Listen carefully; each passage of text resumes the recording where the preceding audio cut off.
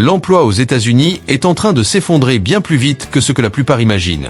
En l'espace de quelques mois à peine, les entreprises américaines ont annoncé plus de 1,1 million de suppressions de postes, un niveau qu'on n'avait plus vu depuis la grande récession. Des équipes entières disparaissent, des métiers payés entre 70 000 et 180 000 $ s'évaporent du jour au lendemain, et des travailleurs qui ont passé 20 ou 30 ans dans la même société reçoivent désormais des mails froids, générés automatiquement, pour leur dire que tout est terminé. Des géants de la tech aux mastodontes de la logistique, personne n'est épargné. Face à la flambée des coûts, à une demande qui s'affaiblit et à une crise du pouvoir d'achat qui touche tout le pays, les entreprises coupent dans la masse salariale pour tenter de survivre. Et ce qui arrive maintenant n'a rien d'un simple ralentissement. C'est l'une des plus grandes vagues de réduction d'effectifs de l'histoire moderne des États-Unis, et elle ne fait que commencer. Numéro 10, Walmart. Walmart, c'est normalement l'endroit où les Américains se tournent quand leur budget ne suit plus. Des prix bas, des produits essentiels abordables, et la possibilité de faire tenir un salaire un peu plus longtemps. Mais en 2025, même ce géant de la distribution montre des signes de fatigue face à la crise du coût de la vie. Lorsque Walmart a annoncé 1500 suppressions de postes, ce n'était pas un simple ajustement stratégique. C'était le signal d'un malaise beaucoup plus profond. Le système créé pour aider les ménages en difficulté est lui-même en difficulté. Les coupes ont touché les bureaux administratifs, la logistique et des fonctions clés dans la gestion interne. Des postes chargés de gérer les stocks, d'organiser les livraisons, d'alimenter plus de 4600 magasins, des métiers qualifiés, souvent payés entre 70 000 et 130 000 $, qui représentaient encore quelques poches de stabilité dans une économie de plus en plus fragile. Mais pourquoi Walmart serre-t-il la vis? Parce que les clients eux-mêmes n'arrivent plus à suivre. L'inflation alimentaire étouffe les familles.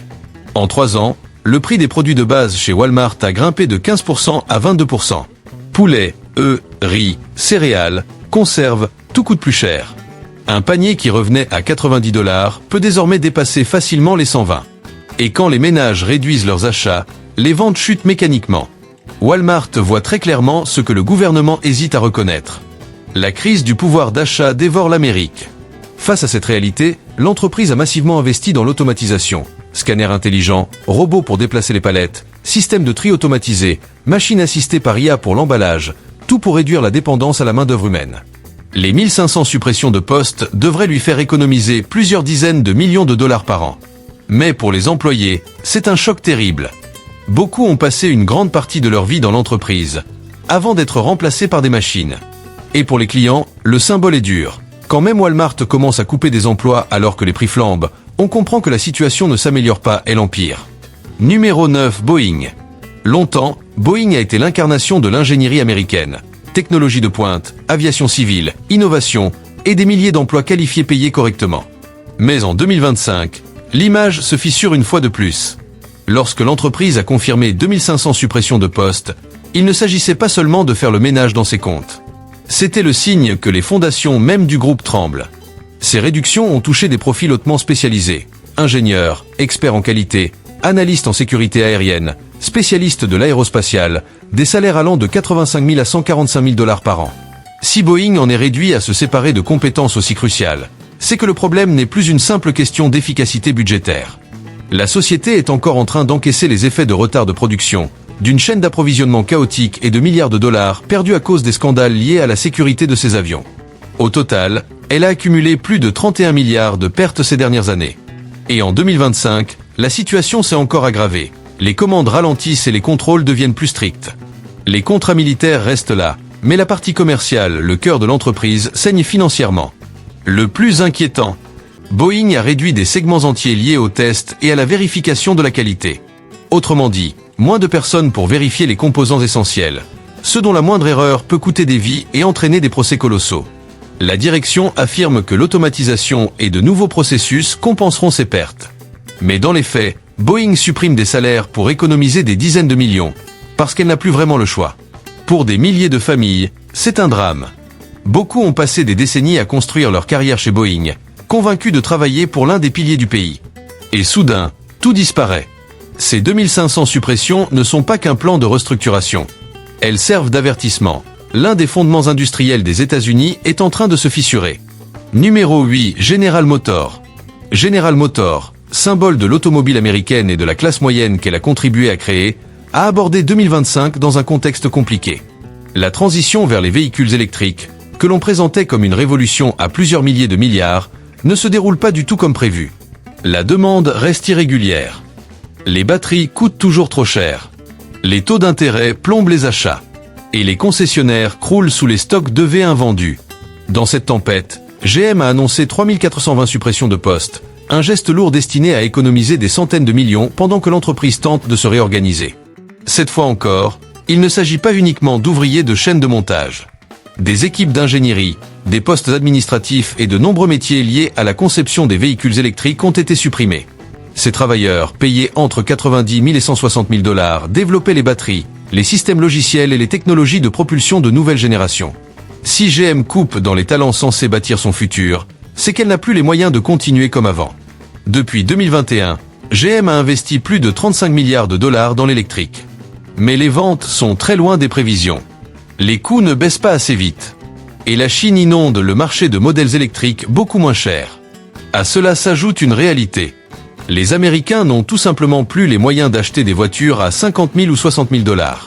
Les retards de paiement sur les prêts auto dépassent désormais les 7,3%. GM ne coupe donc pas par stratégie, mais par crainte, la peur de s'enfoncer dans une spirale de pertes. Pour les employés, le choc est immense. Beaucoup ont cru que la transition électrique serait leur avenir. Ils voient maintenant leur département se vider, absorbé par des logiciels, des robots ou des réductions budgétaires. GM l'admet à demi-mot. L'industrie automobile américaine entre dans sa propre récession. Numéro 7, IBM. IBM, l'une des entreprises historiques du secteur technologique, une véritable institution de l'informatique et des systèmes d'entreprise, a elle aussi rejoint la liste des sociétés qui coupent massivement dans leurs effectifs. En 2025, IBM a annoncé 2700 suppressions de postes, accompagnant un virage accéléré vers l'automatisation et l'intelligence artificielle. Contrairement aux industries manufacturières, cette vague touche des métiers extrêmement spécialisés. Ingénieurs cloud, experts en cybersécurité, architectes de données, consultants. Des salaires compris entre 95 000 et 180 000 $. La direction d'IBM l'a reconnu clairement. L'automatisation avance plus vite que la capacité des entreprises à former leurs employés. Le groupe a investi des milliards dans des plateformes IA et des systèmes capables de remplacer jusqu'à 30% du travail interne. Résultat, supprimer près de 3000 salaires fait gagner plus de 250 millions de $ par an. Mais derrière ces chiffres, il y a un message bien plus sombre. Même les métiers technologiques les plus qualifiés ne sont plus à l'abri. Les départements touchés géraient souvent des technologies plus anciennes, celles qu'IBM dominait autrefois. Mais les clients préfèrent aujourd'hui des solutions cloud moins chères, des services boostés par l'IA, et IBM perd rapidement du terrain. À l'intérieur de l'entreprise, la stupeur est immense. Certains employés étaient là depuis 10, 20, parfois 25 ans. Et les voilà remplacés par les mêmes outils automatisés qu'ils ont contribué à développer. La situation est encore plus difficile pour les travailleurs plus âgés. Le marché ne pardonne pas, et la concurrence avec une nouvelle génération formée nativement à l'IA est féroce. IBM met en lumière une réalité brutale. La récession des cols blancs est bien réelle. Même les métiers à l'abri peuvent disparaître du jour au lendemain. Numéro 6, Microsoft. Quand Microsoft a annoncé, en 2025, la suppression de 6000 postes, l'onde de choc a traversé tout le secteur technologique. On parle quand même d'une entreprise valorisée à plus de 3000 milliards de $, l'une des plus riches de toute l'histoire moderne. Alors si même un géant pareil commence à tailler dans ses effectifs, c'est que la pression économique dans la tech atteint un niveau critique. Et ce ne sont pas les postes les plus juniors qui ont sauté. Les licenciements ont frappé en plein cœur. Ingénieurs, architectes cloud, spécialistes en cybersécurité, chefs de produits, chercheurs en IA, des emplois qui tournent entre 120 000 et plus de 220 000 $ par an. En clair, les personnes qui construisent les infrastructures numériques utilisées par des millions de gens chaque jour. Si Microsoft coupe dans ces équipes-là, c'est que la restructuration touche les niveaux les plus stratégiques. Et derrière cette décision, on retrouve une réalité simple, et plutôt inquiétante. L'intégration massive de l'intelligence artificielle coûte une fortune. Entre les investissements dans les data centers, les processeurs spécialisés, les supercalculateurs et l'entraînement de modèles qui peuvent coûter 50 à 100 millions de $ la séance, les dépenses ont explosé. Et évidemment, ce n'est pas du côté des bonus des dirigeants que les économies allaient se faire. Les employés, eux, ont découvert leur sort à travers des invitations soudaines intitulées Business Update. Autrement dit, la version moderne du on doit parler. Beaucoup travaillaient chez Microsoft depuis plus de 10 ans, parfois sur des produits phares comme Windows, Office ou Azure. Tous à balayer en quelques minutes. Le contexte n'arrange rien. Les taux d'intérêt restent élevés, Les entreprises renouvellent moins vite leurs contrats logiciels, et même les gros clients repoussent leurs dépenses. Résultat, malgré ses 88 milliards de dollars de bénéfices annuels, Microsoft serre la vis pour préserver ses marges dans un climat économique qui se refroidit. Mais la vérité la plus sombre est ailleurs. L'IA remplace les ingénieurs qui l'ont créée. Les outils internes de Microsoft, comme les copilots, automatisent aujourd'hui des tâches entières. Tests, débogage, documentation, maintenance, autant de missions qui nécessitaient autrefois des équipes entières. Ces 6000 suppressions d'emplois ne sont pas qu'une restructuration. C'est un signal. Le marché du travail qualifié entre dans une zone dangereuse où même les postes les mieux payés ne sont plus intouchables. Numéro 5. Salesforce. Le maître incontesté du cloud CRM, l'un des piliers du logiciel d'entreprise, a lui aussi secoué l'industrie en annonçant 4000 licenciements en 2025. Pour une société qui génère plus de 34 milliards de dollars de revenus par an, ce n'était pas une question de survie, mais de transformation. Salesforce veut rééquilibrer son modèle. Moins d'humains, plus d'intelligence artificielle. Les équipes frappées sont nombreuses. Support client, opérations commerciales, conseil cloud et même certains pôles d'ingénierie jugés non essentiels. La plupart de ces emplois se situaient entre 95 000 et 180 000 dollars, et beaucoup étaient en télétravail. L'entreprise qui se décrivait fièrement comme une famille, la fameuse culture Ohana, a soudainement fait voler cette idée en éclats. L'origine du problème tient en un mot, automatisation. Salesforce mise des milliards sur Einstein GPT, un système capable de rédiger des emails, répondre à des clients, gérer un CRM, prévoir des ventes, analyser des conversations, bref, remplacer des milliers de personnes pour une fraction du coût.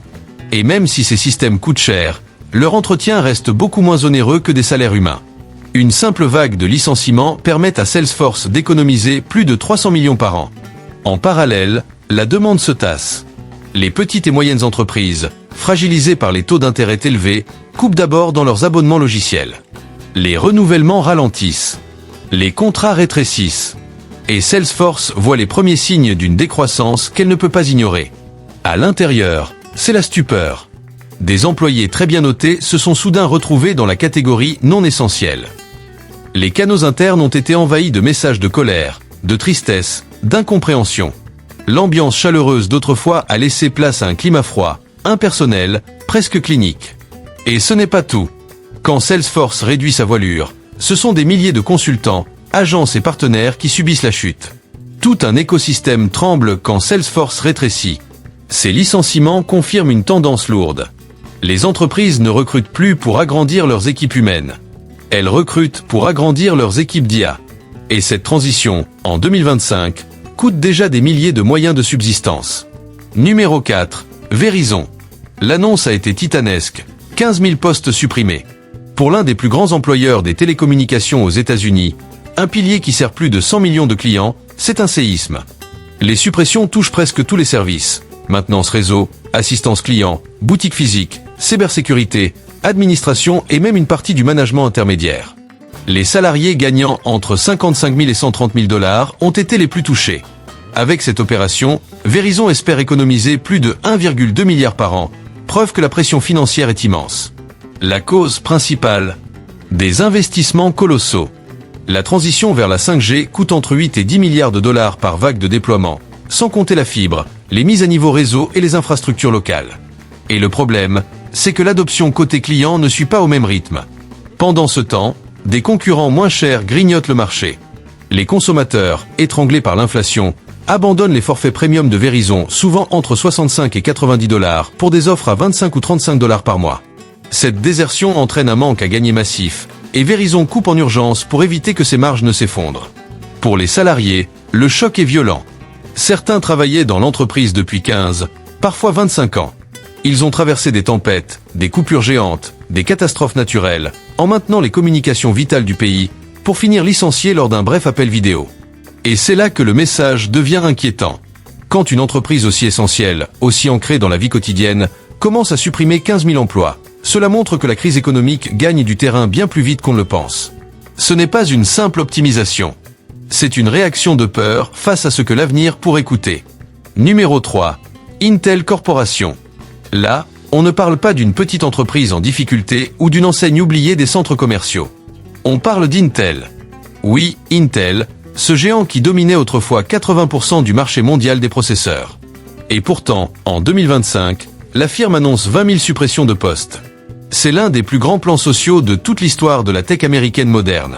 Ces coupes touchent tout le cœur de l'entreprise. Ingénieurs spécialisés dans les puces, techniciens des usines, architectes systèmes, experts en chaîne d'approvisionnement, chercheurs en R&D, des postes hautement qualifiés, souvent rémunérés entre 110 000 et 190 000 $ par an.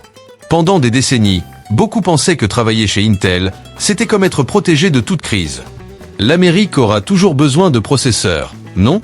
Eh bien, les licenciements viennent briser cette illusion.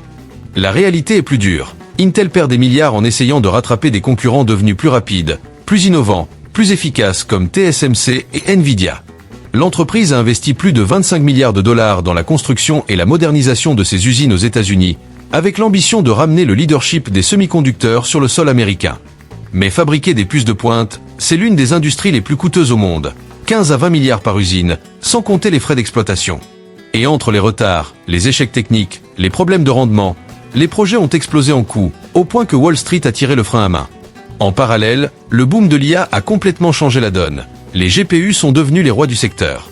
Résultat, la valorisation de Nvidia dépasse les 3 000 milliards de dollars, alors qu'Intel perd du terrain face à des entreprises bien plus jeunes. Sous cette pression, Intel n'a pas eu le choix, il fallait gagner en efficacité. Autrement dit, supprimer des postes. À l'intérieur de la compagnie, c'est un véritable choc. Des ingénieurs qui ont contribué aux processeurs utilisés dans nos ordinateurs, nos serveurs, nos satellites, même dans certains systèmes militaires, se retrouvent soudain sans emploi, dans un marché déjà saturé par d'autres vagues de licenciements tech. Pour certains, c'est toute une carrière, 15, 20, parfois 30 ans, qui s'effondre après un simple mail des ressources humaines. Et les conséquences dépassent largement Intel. Quand une entreprise coupe 20 000 emplois, ce sont des régions entières qui en ressentent les secousses. L'Arizona, l'Oregon, le Nouveau-Mexique, l'Ohio, toutes ces zones dépendent des salaires, des contrats et des dépenses générées par les usines Intel. Retirer autant de revenus à 6 chiffres, c'est drainer des milliards hors des économies locales. Au final, ce plan social montre une chose. La bataille américaine pour reprendre la main sur les semi-conducteurs est loin d'être gagnée. Et même les géants peuvent payer un prix très douloureux. Numéro 2, UPS. Quand UPS annonce 48 000 suppressions de postes en 2025, ce n'est pas juste une réorganisation interne. C'est un véritable séisme sur le marché du travail américain. On parle ici d'un des plus gros employeurs du pays. Perdre autant d'emplois d'un seul coup, c'est comme si un petit ville entière disparaissait du jour au lendemain. Les postes touchés sont variés: manutentionnaires, chauffeurs, superviseurs, dispatchers, personnel d'entrepôt, managers intermédiaires. Beaucoup étaient des salariés syndiqués gagnant entre 45 000 et 95 000 $ par an, avec de bons avantages sociaux. C'était exactement ces emplois stables, sûrs et durables que les responsables politiques promettent sans cesse de préserver, mais qui viennent de s'envoler. Officiellement, UPS parle des automatisations et de restructuration. En réalité, tout tourne autour de l'argent et d'une demande en baisse. L'entreprise a injecté des milliards dans des technologies qui réduisent massivement les besoins en main-d'œuvre. Robots de tri coûtant 250 millions par site, système d'analyse basé sur l'IA, logiciel d'assistance pour conducteurs, machines capables d'assurer des tâches autrefois humaines. Grâce à ces investissements, UPS prévoit d'économiser plus de 3 milliards de dollars par an. Ce chiffre dit tout. Mais ce qui pousse tout cela, c'est le ralentissement brutal de la consommation. Les Américains achètent moins en ligne. L'inflation pèse sur les foyers, les achats non essentiels diminuent, et tout cela fait chuter les volumes de colis. UPS a vu ses prévisions de revenus glisser vers le bas, et la direction a réagi rapidement, réduire la masse salariale à grande échelle.